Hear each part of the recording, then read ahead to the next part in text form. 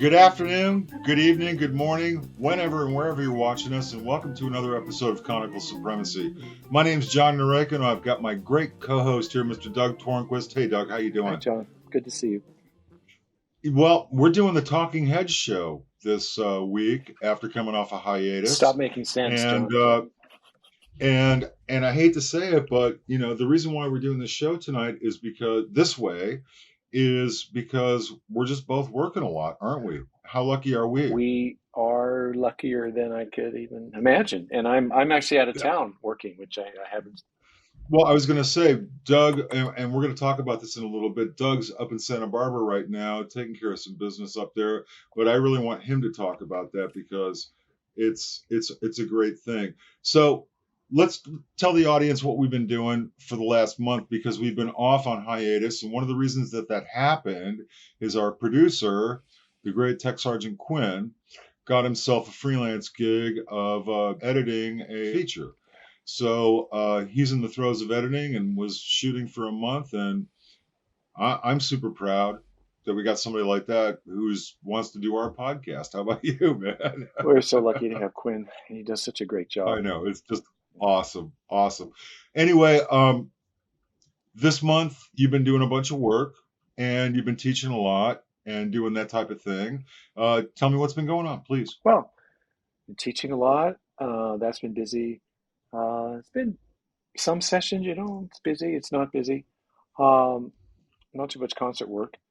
And then,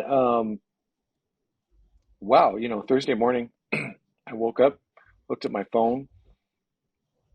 I mean, it said, would I be able to play a concert with the London Symphony that night? And I said, well, this has got to be spam. What is this? Who is he going to give me $1 million too? And so before I kind of woke up, I said, well, I might be available. And after about 5 minutes, I thought, excuse me, you might be available? Yeah, you are available, and that's just the way it is. So then I said, well, what are you playing tonight? And she said, oh, Miraculous Mandarin, Laval's Corsair Overture, and then a new piece I'd never played before. It's like, oh, okay, sure, sign me up. And so I warmed up. Yeah, but you said yes, and that turned into not just one concert, but how many? Well, it's been 4 days of solid work up here. It's 3 concerts. The other piece, we're in Bruckner 4 tomorrow night, and yeah, just a couple of blow-off pieces, well, right? and so and you did Lincolnshire Posy. Lincolnshire Posy is the first half of the concert, and Lads of Wampre, and then intermission, and then Bruckner 4. When does anybody get to play that stuff? I mean, it's just awesome, right? At that level. Well, Simon Rattle's conducting. He was telling a story yesterday about how in his mind the best recording of Lincolnshire Posy is the Frederick Fennell recording. I was like, well, right. The first time I played Lincolnshire Posy was a California State Honor Band with Frederick Fennell conducting. I think that might be the only time, but I developed a lasting respect for that piece. I mean, I think it's Granger's masterpiece in a way. Well, to be honest with you, the one time that blew me away playing that piece was my senior year at Interlochen with Fennell. Oh yeah. So it's just the bomb. Yeah. Anyway, I'm so proud that you said yes. I think our audience is just blown away that Doug is doing the London Symphony. And what else happened? Oh, by the way, you also got advanced for the LA Phil, didn't you? Well, there was. Well, yeah. They're having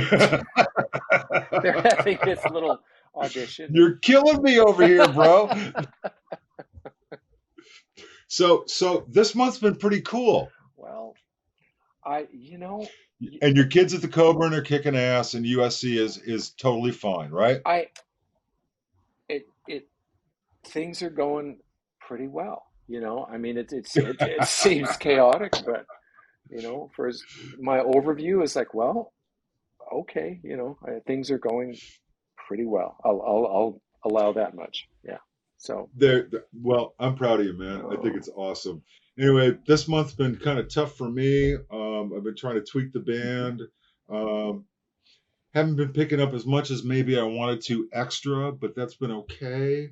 Uh, I got to tell you, man, this whole leadership role is tiring. mm, I'm thinking, and I think you'll understand this. Where being a sideman has its advantages, well, all you have to do is show up and play, and right? and And leading the band is uh, it's a lot more, and dealing with management and stuff like that is a lot more. And I kind of wanted to throw up this video of what I'm doing with the band right now and how I think things are getting better as far as the band sounding, what we're doing out there, and all that kind of stuff. Do you mind? let's see it. Jambalaya Jazz Band, welcome to Disneyland.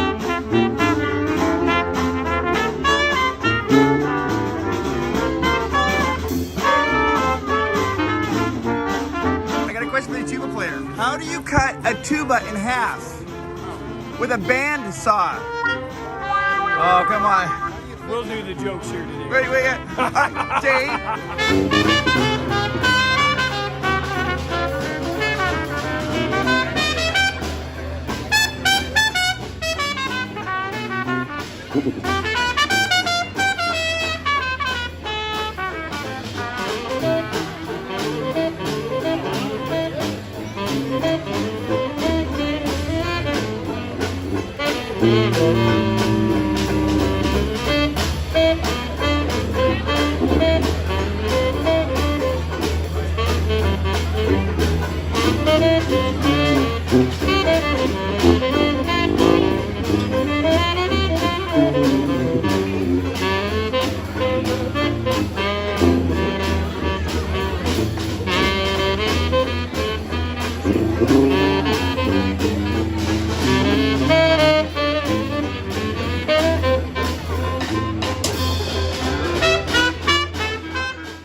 Hey, we're back, and today we've got a great show for you. And our topic today is freelancing and how to start, how to keep, and how to keep going. And I want to take a second to introduce our guest today, someone who's really making a difference up in the Seattle area, Mr. Nate Omdal. Nate, thanks for showing up today, man. We really appreciate your time and your effort on this. And we're going to get to Nate's story in just a little bit.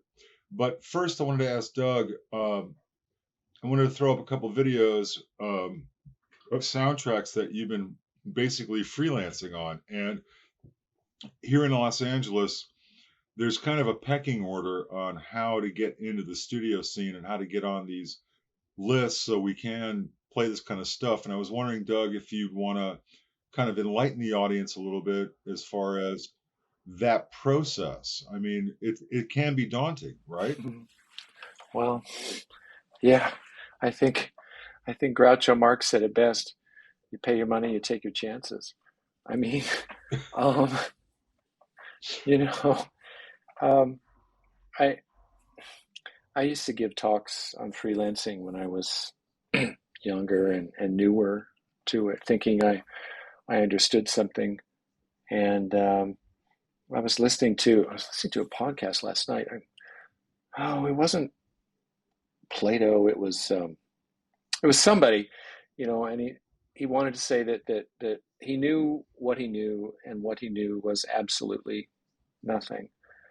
And I I don't mean to go all sort of ancient philosophy and spiritual on you, but I think you know I I didn't really set out to be a freelancer. Although I guess if you look at the last 3 decades of my life, you would say, well, that's what I am and Well, have been. I think we all set out to be. I mean, for you and I, we were put on the track to become an orchestral tuba player, Well, and that's all well and good. But that doesn't necessarily pay the bills, Well, right? not everybody gets a full-time job. Um, sure, you can be an orchestral player in a per-service orchestra. I mean, I was surprised to find out the London Symphony is a per-service orchestra. If Seriously, I did not know yeah, that. it's year round, and they have a big schedule. But if they don't work, they don't get paid. Um, Huh. so, I mean, but they're an anomaly. But you know, I I try to emphasize this to my students, and it's not really something they want to hear, but I think it is the truth. Is I set out to be a player, and when you're, I see it now with my students, when you're a young player of a certain achievement, um, things may come your way, opportunities come, opportunities you hadn't imagined, opportunities that maybe you create yourself, and you do that with your own force of will and with your own skill and with your own desire to be a player.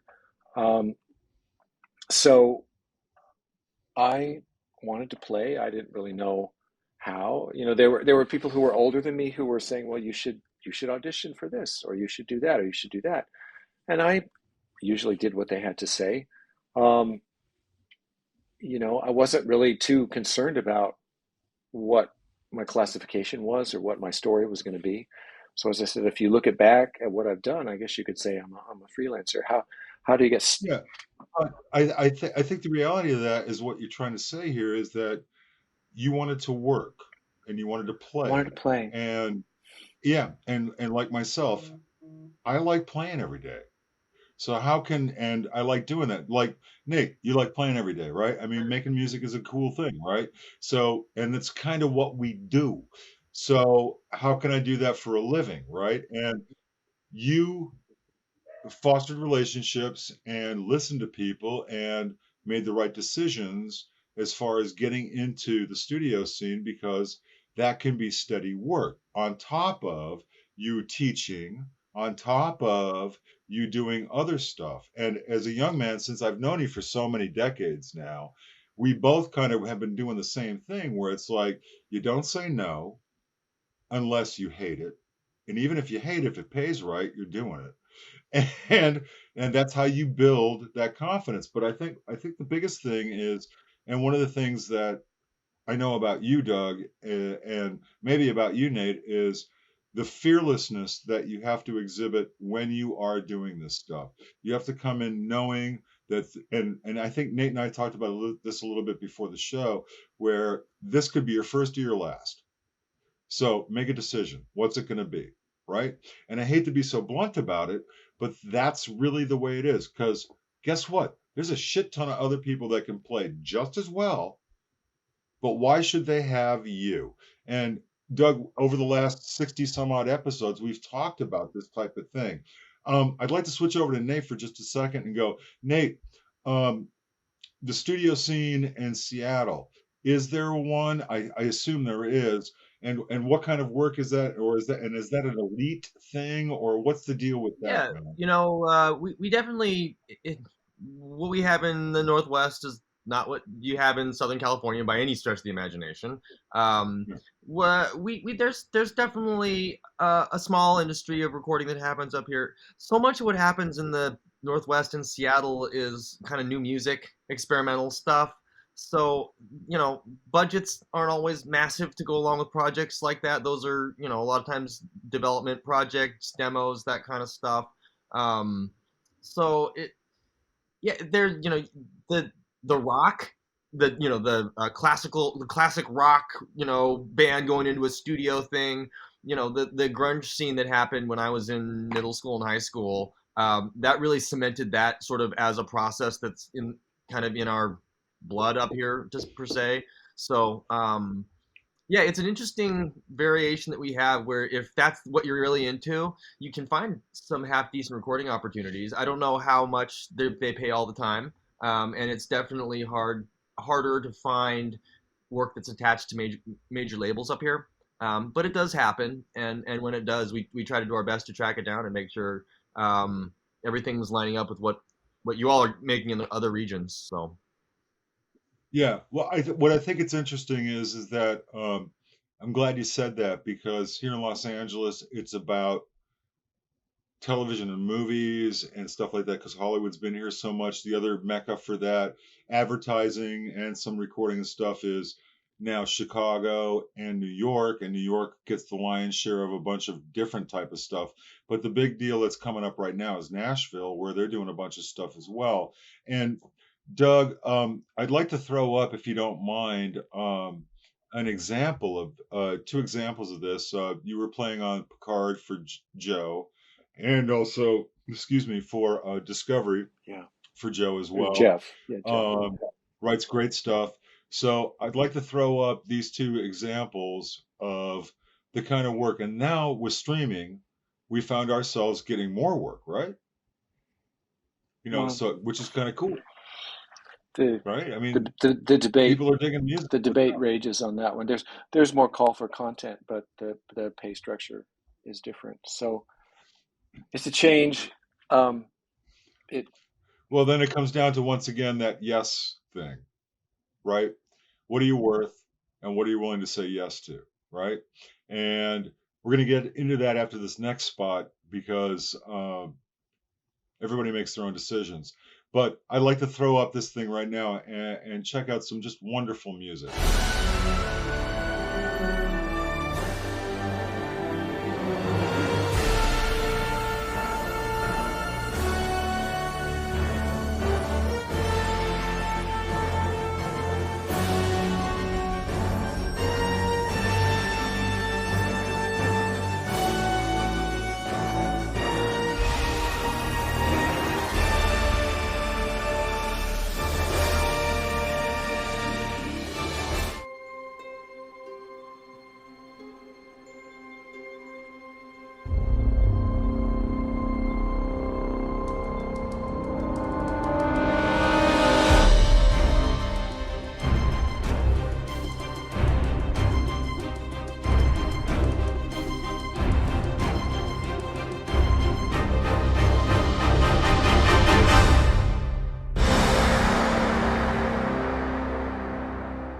So with the advent of streaming and everything, and also other shows that are going on here in Hollywood, there's always been a lot of stuff for TV work. And Doug, you've done a bunch of TV work. Nate, have you ever done any TV work at all in the studios or I anything? don't think so.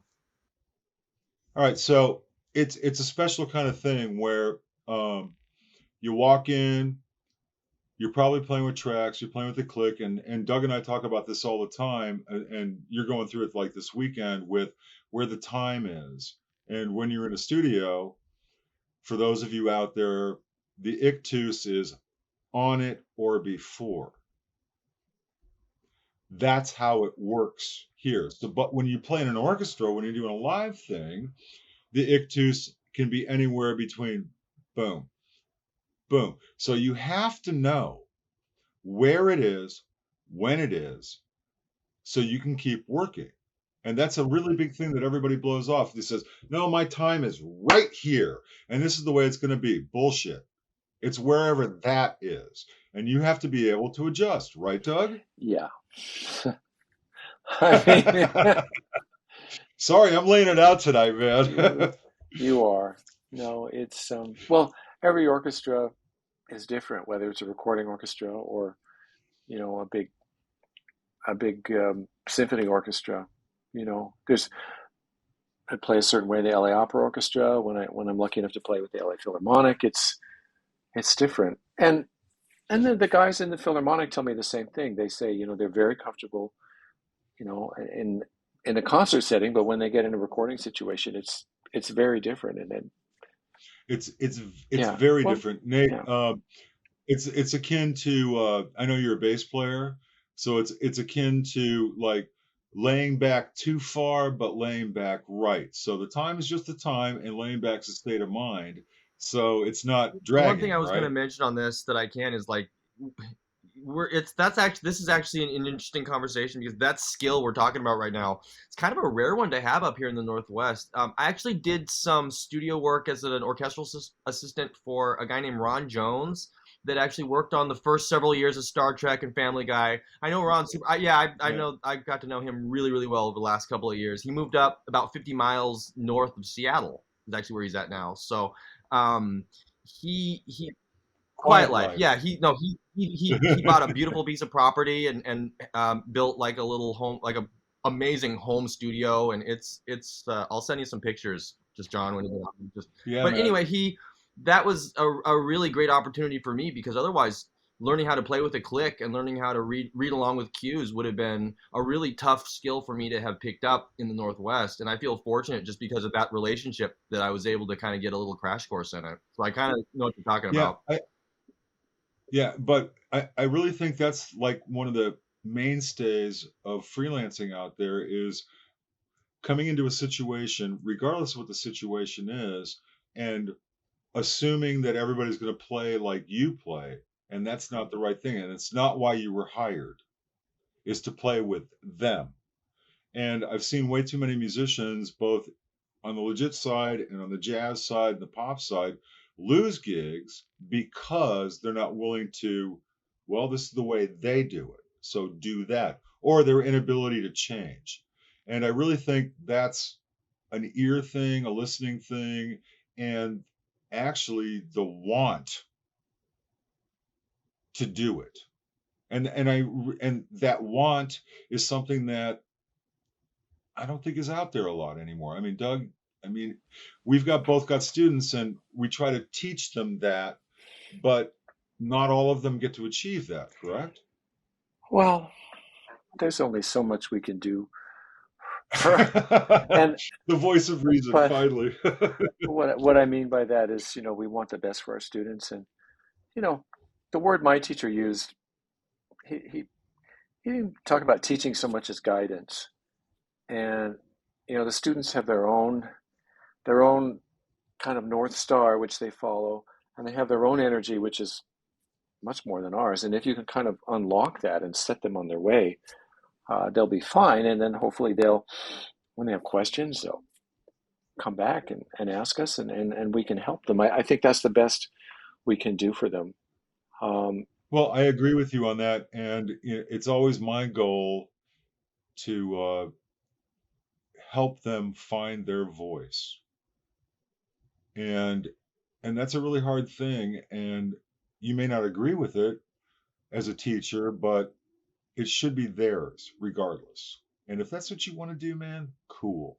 And I think that speaks to freelancing as well.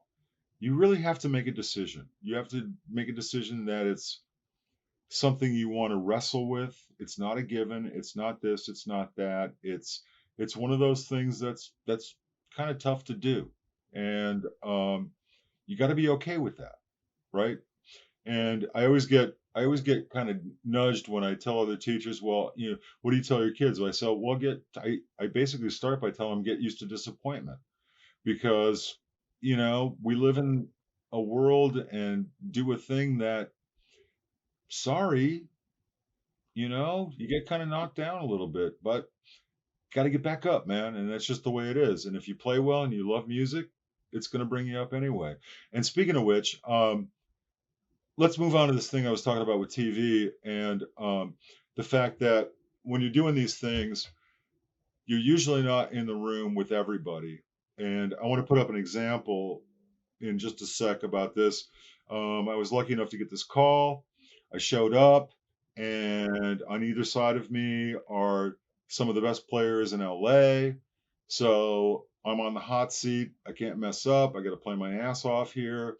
And there was about 10 cues. They used 8. And the one that I was blown was they used the entire cue on. And the guys sitting next to me, I had to adjust to how they were and how the click was, because the pitch, this is where it is.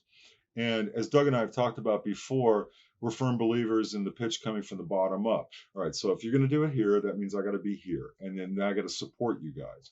Well, on this particular cue, they had to support me because I was playing the melody on this. So cue, I think you'll know what it is. Welcome back to the Jeopardy! National College Championship Final.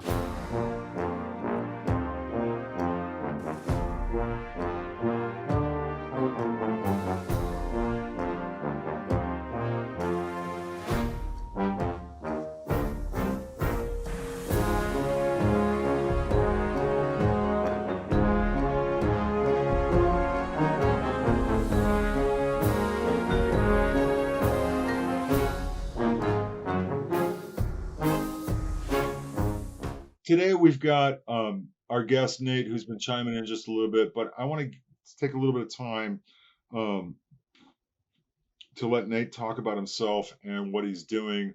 Um, he started a thing about a year ago, and my wife Tammy, who's secretary treasurer at Local 7, has been involved with this. He does a weekly meeting with all sorts of locals across the West Coast, and they're talking about really important things. And the biggest thing that they're talking about is freelancing. And Doug, can you introduce Nate for me, please? Yes, we have Nate Omdal with us today. I'm very excited about this. Nate is the vice president of the Seattle local of the American Federation of Musicians and also the organizer for the Seattle local. And I've been hearing about you for a while, Nate. Can you tell us what you have been up to? Sure. Be happy. Thanks for having me. Absolute pleasure. I've been following Conical Supremacy for the whole pandemic. It's really been fun to watch, and it's great to be here. So I actually have been working at the local up here in Seattle for about a decade now. It's been kind of I've been on a little bit of a trajectory. I started small and kind of worked my way into a bigger job. There was a program that we had in Seattle that was starting when I first started paying attention to the AFM and union stuff, called Fair Trade Music, which was a kind of a program for freelancers and for venues just to kind of advance the conversation that got started out of Portland. Our president, Mater Snell, thought it was a good idea and suggested to a couple of older freelancers who had been into her office to kind of talk about some stuff, and they held a meeting. About 125 musicians showed up to that and talked about all kinds of stuff. And out of that, I just decided that this would be something to donate some time to, give back to the community, you know what I mean? Just try to, be a good guy. And someone at that meeting actually suggested that if the union or a group worked on a solution that might help musicians get in and out of venues, deal with parking in downtown Seattle a little more, that would really help everybody. Skill level, genre, it doesn't really matter. We're all just clawing for dear life in downtown Seattle traffic because it's crazy, and that made a lot of I'm sure you do. Yeah. That made a lot of sense. That made a lot of sense to us, and we were able to work with the city and the Department of Transportation, and we were able to get a pilot program of about a dozen venues that built musicians loading zones in front of the venues. There was one particular club that actually, Awesome. if you can believe it, this one music venue actually chose a location that had no zoning to unload. It was on a corner of a city intersection, so two of the streets are bus only, and the alley is commercial vehicle only. So this was a perfect solution because the cops were getting called every night because musicians were trying to load into the alley, which is the only place you can load because you get swiped by a bus. That's not going to work. So the only place was the alley, but it was a nightly conversation with the police, which is not how you want to start your gig. And this loading zone problem solved that problem overnight. And we were able to identify, like I said, about a dozen venues that really took advantage of that. And that really got me going. Since then, I've been able to work on a couple of projects. One, we changed some of the tax structure that small venues had to pay for admissions. There's an admissions tax in the cities, many cities have, and we were just able to kind of redefine what a small venue was, so that venues of a certain size kind of were able to, submit some receipts and kind of get an exemption from it. And a lot of those venues, as you can imagine, are like jazz venues, creative music venues that really are not raising, not the venues that this tax was looking to raise money from, right, but for. Yeah. So it kind of worked its way around. Yeah. You know what I'm digging about this, man, is that this kind of stuff is the stuff that should be taken care of, and kudos to you for getting on. Please continue. I'm sorry to interrupt, man. Yeah, to that point, one thing that I've really been so happy to learn from Tammy and from Edmund Velasco, among many others, is just remembering that elected officials often aren't musicians, and they just need a little education on this stuff. And I think probably the thing that I would say I'm the most proud of for my work at the union thus far has been I worked really hard to work on a state law that made non-compete clauses, or the dreaded blackout dates that music festivals are known to employ. We were able to make those unenforceable up to a pretty steep number in the state of Washington. And we had some pretty Nice, man. rough blackout clauses that were circulating through some really um, mainstream, well publicized festivals that more or less would wipe you out for the whole summer for the whole state. And if you can imagine, So let me ask you about that point, Nate. Are there other states in the nation that are like that? Because I'm ignorant to that, so I'm just wondering, want you looked at that in other places? Have you thrown yeah, that out? definitely. I'm trying to remember which state we were. Kind of.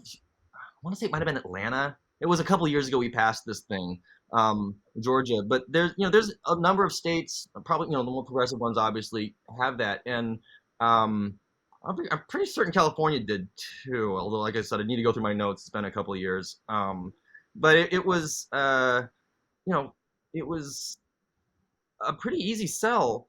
When I was having to go down to the state capitol and talk to House and Senate officials and kind of share the perspective from the arts.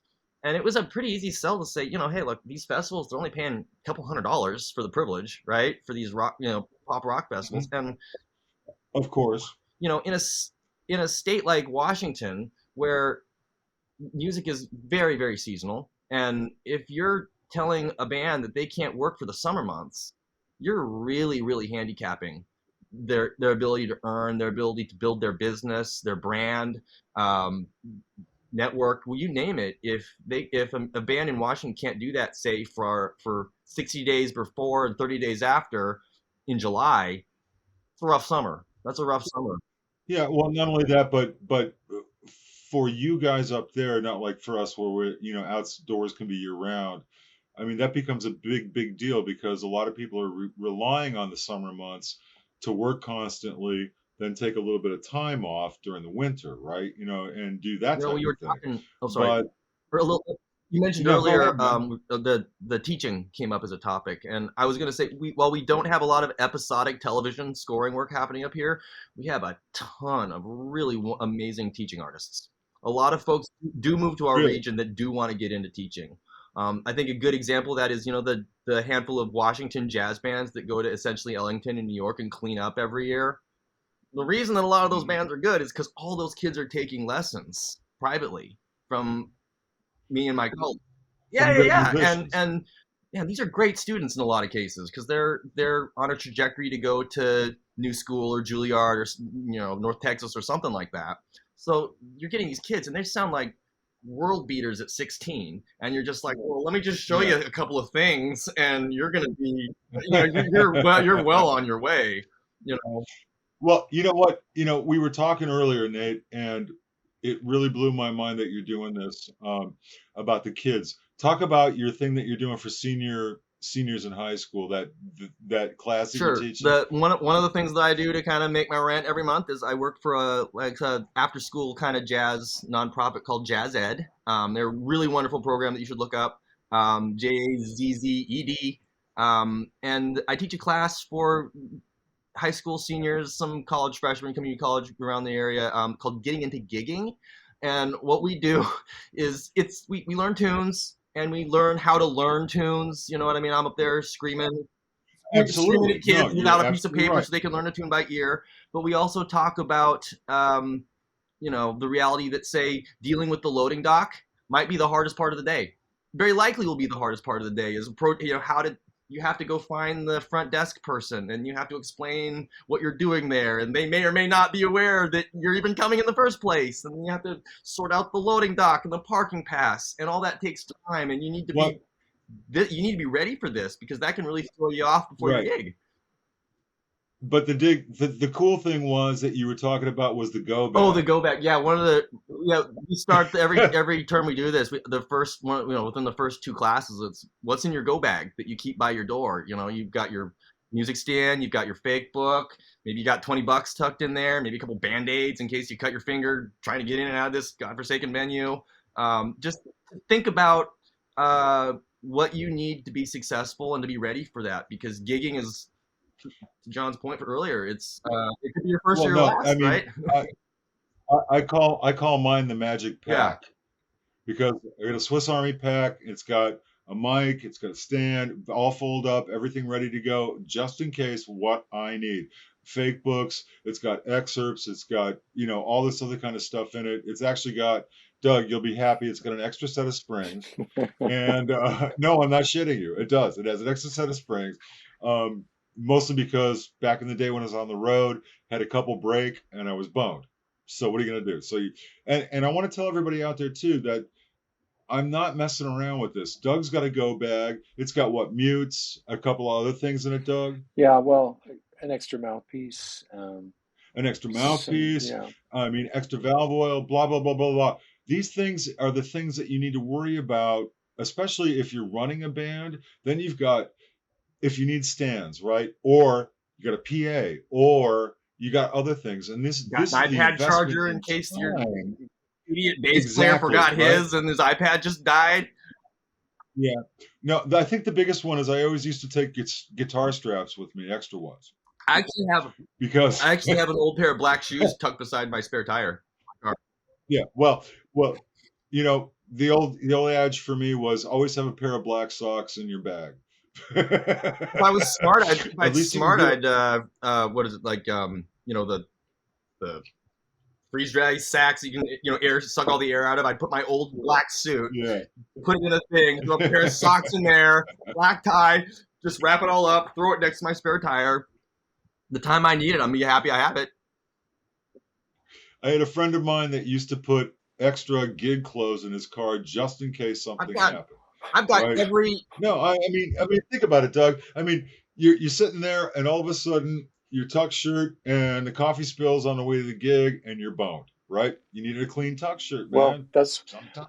that's why I keep a towel in the car I've for got all those every- meals I've in got the driver's seat. So do you wear the towel while you drive? A spare every table underneath my seat. You know what I mean? You just gotta have them. Just gotta have them. So. No, I mean, gigging and freelancing is an art form. I really believe it, and some of us are really good at it, and some of us need to get better at it. But maybe I can ask you guys, because I have my own opinion on this, and we're kind of running short on time. So, what do you think the most important thing is as far as being a freelancer and how to get there? And I'll wait on mine, but let's ask Nate first. What do you say, Doug? Yeah, please. The most important thing about being a freelancer, or how to get there. Let's see here. For me, it's been I would probably say, just trying to be on the team. Just try to be a good guy. I'm sure my colleagues would say, well, you should try harder, but being a good hang goes a long way.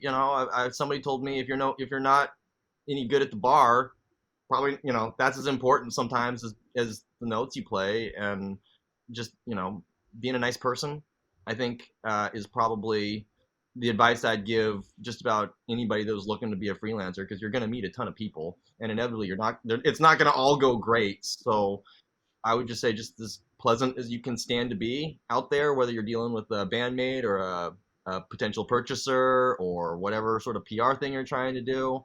I mean, we're all human and it's hard, but I think that's all. I think that's advice most of us have been given at some point that made sense. I think that's great, man, and I think that speaks volumes on a lot of levels, because the hang can be the most endearing part of things and one of the best reasons you get called. That's the part I missed the most over the last 2 years. It was the hang. Yeah, and you're right. The notes are just about as important as that in settings. Doug, you work on the other side of things where Nate's on like this pop thing type, and you're on the other side. And do those type of qualities still ring true? Well, on that. Yeah, it's it's really important um, to just build bridges with people. And that's one thing I found this weekend. I've done a lot of hanging out, lucky me, with members of the low brass section of the London Symphony. And yeah, we're talking about what's it like where you are, what's it like here, that happened to you. Oh, we work for the same person. Isn't that great? These coincidences in our life, we know the same people. But what we're really doing is finding ways to communicate so that when we're in the middle of a Bruckner symphony and I'm trying to figure out where do you want that E flat and where do you want that downbeat and where do you place your 16th notes, we already have ways to communicate because the ways we Right. communicate as musicians can be so subtle and it can be so easy to misread the cues. And if you have established these ways of communication either before the gig with coffee, on the tens, or staying up all night drinking, you know, you can bring all that to work and get a better musical experience, get a better outcome for yourself and for everybody, And so, you know, and it's a real delicate balance. It's a very fragile dance. Everybody's different. Everybody has their vulnerabilities, and as musicians, that's really what we're dealing with strengths, but we're also dealing with people's greatest vulnerabilities and fears. And and then I think finally, I would just say, it's really important to know your place in the scheme of things. If you're in the back row playing the tuba, it's unlikely that you are the soloist. It's it's unlikely that everyone wants your opinion on the conductor or what the second violin player is wearing. Absolutely. It's Irrelevancies. so as you said, Nate, it's really important to be the nicest person you can be. I mean, mostly for yourself, but it's also great that everyone else around you benefits from that. Well, I think you bring up a really great point, Doug. As far as I'm concerned with what I'm about to say about this, and a lot of that is know your audience. And I'm not talking about the people who are listening. I'm talking about the people you're working with because they are your audience first. Otherwise, it doesn't happen. So and I use the term telegraphing, by being able to telegraph what others are doing, you can sit there and not only make them better, but you better. And that's the way it should be all the time, is by elevating each other when it comes to music. And that's where we get good music from. Can I I think, can I yeah, just go can ahead. I just interrupt and say, that's as someone new to freelancing or a young freelancer, how do you get work? Well, the answer is so simple. You get work by making other people sound Sound good. better. I had a Bingo. teacher that And that, worked with Dexter Gordon and Mongo Santa Maria, and even toured with Carlos Santana for a little while. And that was what he taught. They actually had him at undergrad, and that's what he said. He was just like, your bandmates are your siblings. You don't tear your siblings down. You lift them up. You make them sound better. You lift them up. no, and to be honest with you, man, I try every day to do that, to especially as a tuba player and a bass player in the jazz idiom and stuff like that. It's my job to make you sound better. That's my job. By doing my job well, I make you sound better, and that's the thing. And I think that's the basis of freelancing, is bringing that to the table. But here are the curses, and I want to tell everybody out there: don't take a gig if you don't know the music. Don't say yes. It's a professional suicide. I'm sorry. It's just, they're not going to call you again, and then you get this reputation. Don't go in on a gig that you can't do. Say no. As a friend of mine used to say, have a little pride and say no. Okay? First rule. Second rule, when you're on the gig, don't talk money, don't talk politics, and don't talk religion. Just say, hey, what's going on? And make somebody sound better. That's it. If you don't, guess what? They're not calling. The better you are at keeping your mouth shut, the better you're going to get more work. And that's the way it is. Sorry. And I have a big issue about it because I tell the truth most of the time and people don't want to hear that. So it's taken me a lot of years to find that filter and turn it on. Believe me. And my last suggestion is for freelancing is don't be afraid. Everybody out there knows how to do a bunch of stuff. If you want to book a brass quintet all the time, do a website, but I'm sorry, the best way to book it is on YouTube. Get some live videos, do something like that. And I hate to say it, recordings are all well and good, but that ain't going to book your group. What's going to book your group is how you look and how you sound. And unfortunately, in our society today, it's in that order: how you look, how you sound. And that's the way it works. So once again, John telling you the truth. I'm sure you don't want to hear it. Next is if you have any other ensemble, sorry, same way. We used to always use e-cards and everything else like that. And I see people, well, go to my website, blah, blah, blah. Well, I'm sorry to say that's almost done now. YouTube channels and Instagram is pretty much the way you book gigs. And that's the way you do it. So if you want to work, that's the way you do it. Put your stuff up, get it going on. Frustrating to Other that than social that, media stuff, but that's where it is. That's where I it hate to is. tell you, man, that's how it works now. And either if you want to work a lot, get with the times. If you don't, that's fine too, man. It all works. Word of mouth is just a lot slower. I'm just old enough, to remember the press packet and demo records and 8x10 glossy photos in the big envelope. And And I really want to thank you, Nate, for making both Doug and I feel really old. Really, I'm really, older really than I look. appreciate I'm that. older than I look. I personally, I think some of those options online are a lot easier than running off all those hundreds of envelopes and copies of things. No, I agree with you, man. The whole thing about having a PDF up there of your stuff and everything else like that. But my point is, it's nice to have a website that people can go to, but you have to figure out a way to draw them to the website. And right now, the only way to do that is YouTube or Instagram or sure. whatever, using some type of social media platform to do it. So for those of you out there that want to work more, even as a soloist, to get out to other bookers and stuff Sure. like that, that's the way it happens. So to finish my comment, don't forget about party planners in your area. Don't forget about the union. Local 7 has one of the best referral programs on the West Coast as far as work is concerned. Find yourself, depending on the music that you want to play, wedding planners, clear across the board, any type of music, they're going to book you. They're going to get work. It's going to be all that kind of stuff, but you need to have something to back it up. So don't try to lie. Don't try to sit there and push it unless you've got something. And that's the way it is. Anyway, I'm done pontificating. Well, wedding work up here, that's for sure. I mean, like to speak to something, not having a ton of scoring, but we have a ton of little resorts up in Washington. All these little wedding places. So that's good work Boom. for us up here. I know, and it's great work, right, man? So you could be working like a couple of times a week. If you're doing that hustle, that's your money. hustle up here. I mean, that's a big Right, deal. making nice money. So like I said, get it out there. Don't be afraid.